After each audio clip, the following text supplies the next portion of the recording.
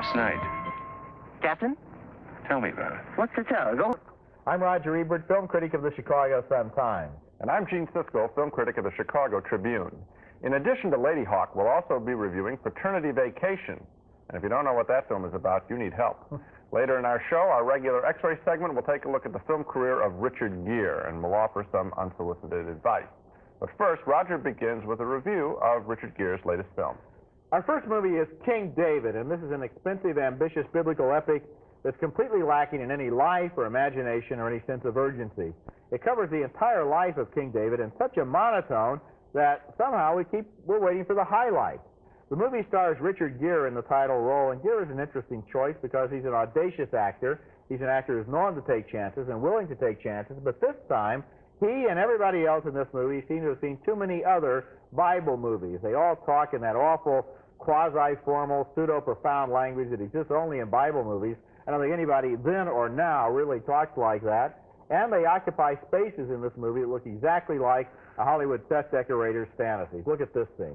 He who has saved us from our enemies, who has delivered Jerusalem into our hands. How will we repay him? By rewarding ourselves alone with the wealth he has bestowed upon us. Now I too am guilty, for here I live in a palace of cedar, while the ark of God is housed in a tent. How then can we demonstrate our love for him?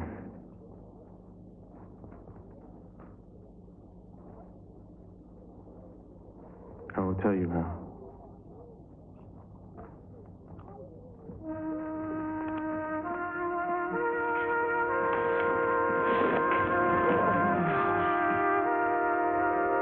By building him this, a great and glorious temple, here on this holy hill of Zion, in which his sacred presence may abide forevermore. Looks like a convention center.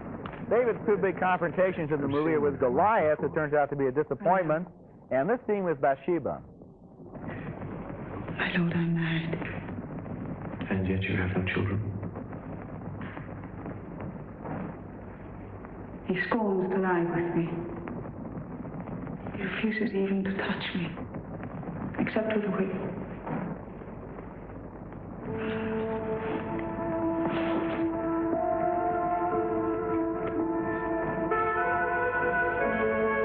A woman has no redress against her husband, my lord. I can endure the pain, but where is the child for whom I've suffered?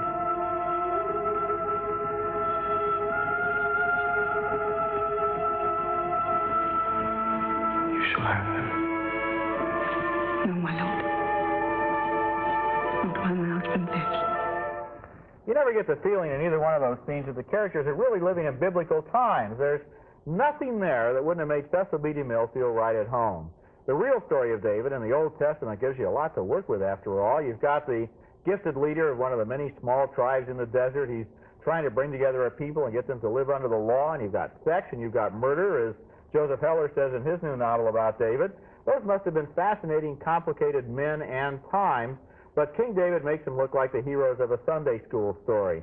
It's a movie without the imagination to tackle its wonderful subject. And I'll give you another problem with it, and that is just too many characters. People are trotted on. We don't know who they are. We don't know how they've met. We don't know under what circumstances they've come together. Richard Gere, I think, has a problem, too, in the role. I think he's a very contemporary actor. He can be very good in films, sometimes not so good. Here, I just don't accept him. I watched that scene right there, and I said it's a contemporary person. Well, I would have enjoyed it if he and the other actors had been more contemporary. Gere, if he had been given something of his own to the role, instead of seeming in this movie, at least as far as I'm concerned, to have learned how to act in this role from looking at other Bible movies. This movie seems to have been almost paralyzed by the thought of all of the Bible movies that went before. They didn't rethink it. Here's another problem. I'm sitting there, there was one scene, one moment that I liked. I liked the character of Saul, his father-in-law, and seeing his power diminished. I thought that was a very interesting part. It was very simple. Saul, David, and David's women, and make it just that, and that would have been enough. But there was one sweet moment where David looks across a hillside, and I thought, it was backlit, you only saw his back, and I was thinking, this has evoking that time, that strange time. It was almost like he were in Africa or something totally alien to us now. And I thought, this is capturing the time. There wasn't enough of that. There was just more of these speeches, talking with people, and how we're going to honor God and all this stuff. There's not enough of the feeling that this took place 3,000 years ago. Yes, that's what I'm searching These people did not live in these rebuilt Masonic temples and wear these costumes from the Central Costume That's Company. what I'm after. That's exactly the thing. Next at the movies, a love story between a LadyHawke and a wolf man.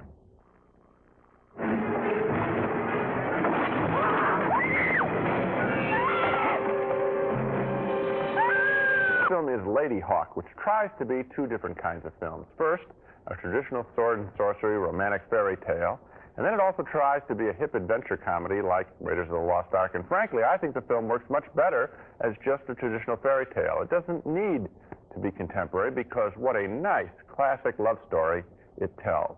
Matthew Broderick plays a wisecracking young man in the medieval 13th century who stumbles upon two characters who are trapped in a very strange and difficult love story.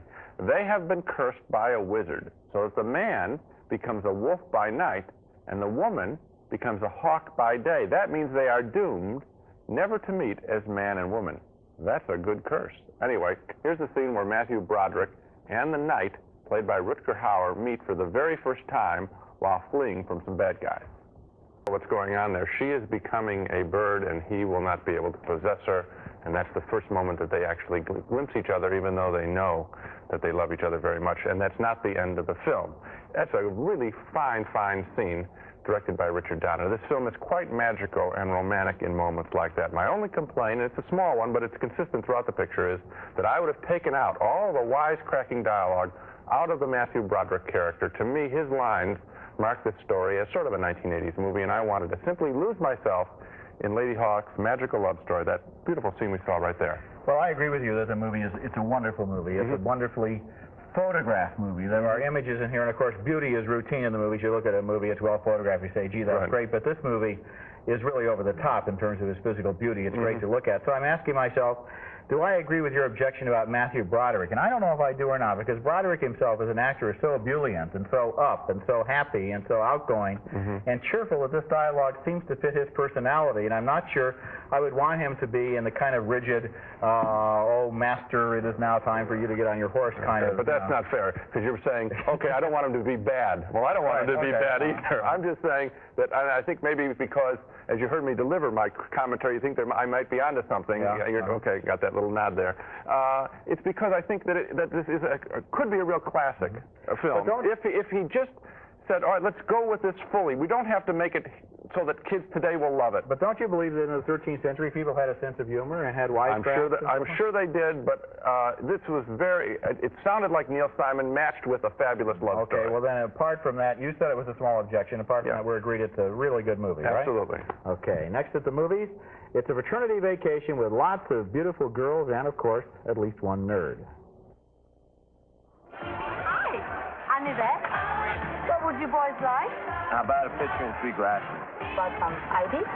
Next movie is named Fraternity Vacation, and we ought to start right out by saying, here at last is a movie that learned something from Cannonball Run Part 2, which was our choice, I think, mutually, as one of the worst movies of all time. Remember Cannonball Run Part 2? That was the one where the cross-country race went all the way from Los Angeles to Palm Springs. Well, here's another movie set in Palm Springs, and there's a point behind that, and that is that Palm Springs is a lot closer to Los Angeles and a lot cheaper to shoot in for that reason than taking your cast and your crew and everybody and flying them all the way across the country to Fort Lauderdale, which is obviously where this movie ought to take place, since it's ripping off where the boys are. So, in the movie Fraternity Vacation, some enemies from 2 fraternities in Iowa, which is obviously the place where you go to Palm Springs from, wind up in Palm Springs, and they bet $1,000 on what team is going to be the first to seduce the beautiful blonde. And now in this scene, the good guys are trying out for her sympathy when the bad guys arrive from the skies. I don't think I'll be able to trust another woman as long as I live. You will, Joe. You will. We just have to find someone who won't care how rich you are, who wouldn't be sexually demanding. Oh, come on. Now, where are we going to find a woman like that? I don't know, Joe. I don't know.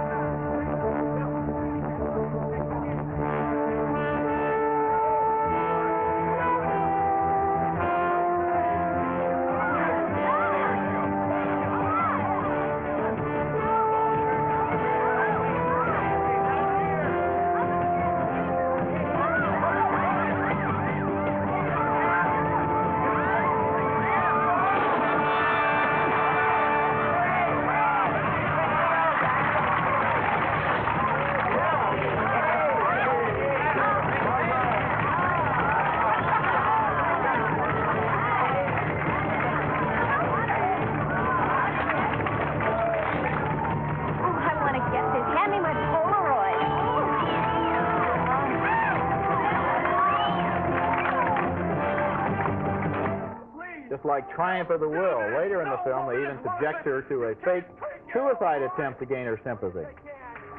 Believe me, it's better this way. Leave me alone. She's hooked, Joe, on 3. Joey, I'm coming in. I gotta save you. No, don't do it. I want to die. 1, 2, 3. Joey, speak to me. Speak to me. Is he all right?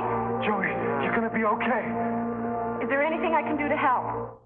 Well, meanwhile, there's another key character in this movie, and that is the nerd, who looks exactly like every nerd you've ever seen in a movie, except more like Jack Nicholson than most. He is a dead ringer for a young Jack Nicholson. That's the only reason to go see this picture. I'm sorry, I'm interrupting you, to see what a junior Jack Nicholson looks like. Glad you agree with my point. Now, let's bet who gets the girls. One of the handsome jocks, or maybe the nerd. That's not even a close bet. Paternity Vacation is a dumb enough movie to begin with, but it looks really dumb when you compare it with another recent movie like The Sure Thing, for example, because once you've seen college students with intelligence and wit and taste and feelings, the creatures in Paternity Vacation look almost subhuman, and even that might be okay if the movie develops some Animal House type raunchiness, but it doesn't take any chances at all. It just kind of sits there and plays dumb. When I watch a picture like this, it's awful. When I watch it, so I know it's awful, and it starts out 2 minutes, I know it's awful, all right? And it never gets any better. That's right. So then you start doing, and I'm interested if you do the same thing. I start looking and noticing little different things, like which airline sponsored, do they get the free trade out?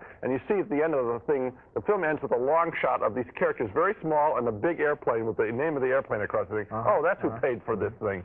You know, airline. Yeah, and who sponsored the beer in this movie? I think we can mention that, too, because college students all drink low-calorie, well, we won't name the brand, beer, right? Right. The other thing is I'm seeing, this is sort of, got me sort of pathetic, actually. I'm watching they have a big party, and one of the girls, you see one of the girls strip, okay? She pulls her top open, and I'm sitting there thinking, you know, what if that were my daughter? Or I'm thinking about her parents. That's actually what I thought. I'm thinking her parents, why did she have to do that? Because that was obviously an extra, right? An extra. And how much did they have to pay her to get to do that? How about the girl with the long blonde hair that kept walking through the background of every shot, and you realize she's an extra that was probably up at 2 every morning trying to make sure she could get in front of the camera every time they needed somebody. By the way, we haven't been talking about the movie at all, you know, just this little stuff. Probably when they were editing it, they realized, oh my God, that girl with the long blonde hair is in every shot. How did she get in there?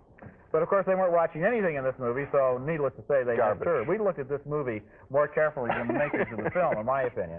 Coming up next at the movies, our special X-ray segment considers the film career of Richard Gere.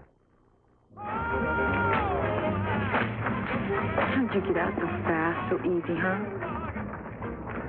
Movie star, you got it all. There is a man among you. Indeed, is there a man in this nation who would not gladly give 1/10 of his God-given wealth to such an endeavor? Our X-ray subject this week, Richard Gere. Richard Gere has had a challenging off-again, on-again film career, working with some of the most exciting directors in the world, beginning with one of his very best leading roles in Paul Schrader's American Gigolo, where he convincingly played a slightly thick, narcissistic guy for hire.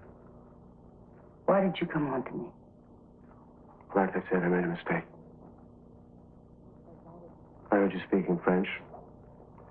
Often in these big hotels, you run into women from foreign countries who may need a translator or guide. And they hire you. Yes. Next came Richard Gere's most popular role to date, another terrific performance as a similarly selfish character in An Officer and a Gentleman. I want your D.O.R. No, sir. I want your D.O.R. I ain't gonna quit. Spell it. D.O.R. I ain't gonna quit. Yeah, then you can be free, and you and your daddy can get drunk and go hog chasing together, huh? No, sir. D.O.R. I ain't gonna quit. All right, then you can forget it. You're out. Don't you do it. Don't you. I got nowhere else to go. Now, just last year, Richard Gere starred as a gangster's helper in Francis Coppola's The Cotton Club. This time, he played a more heroic character. What is it you want, Hutch? What is it? All you ever do is give people grief in this life. What do you want to do? You want to rip out our hearts like you did Joe Flynn? Want to get into everybody's life and run it forever? With you will always be divine. How many people can you kill, Dutch? Now, that performance wasn't as convincing, I think, because Richard Gere was playing too nice of a guy, too much the hero. And that's my humble advice to Richard Gere, which is that because he is so good-looking and so contemporary in look and behavior, we find it easier, I think, to accept him in more cynical contemporary roles. When his films haven't worked, it's because, in part, he's been too sweet, too much the hero. That was true in a well-intentioned film he did a few years ago called Blood Brothers. It's also true for his work, I think, in The Cotton Club, and now also King David, too much the hero. Much like the equally handsome Robert Redford, who did some of his very best work playing cynical characters years ago in Downhill Racer and The Candidate, Richard Gere, I think, is at his best when he's playing sort of nasty, self-involved human beings. That we can accept. And one of the things you can say about Richard Gere is that he's willing to play those nasty, self-involved human beings. He takes chances. He goes out on a limb. He takes roles and gets himself into situations and plays scenes where he does not protect himself. A lot of the really handsome leading men are very wary of placing themselves in the wrong light. Not Richard Gere, so I'm always interested in what he's going to do next. I am too, but I'm just worried because, as it was written about in a book called Adventures in the Screen Trade, as these stars get bigger and bigger, they want to protect themselves and play more likable people, and that can be a death trap for them. Okay, so remain the guy we love to hate. Now let's take another look at the movies on this show. We both voted thumbs down on King David, the biblical epic starring Gere. It was all costume, no drama. 2 thumbs up, though, for LadyHawke, a romantic fantasy about a boy, a knight, and a lady. We thought it had a lot of style. But 2 thumbs down for Fraternity Vacation, and there's the actor right there.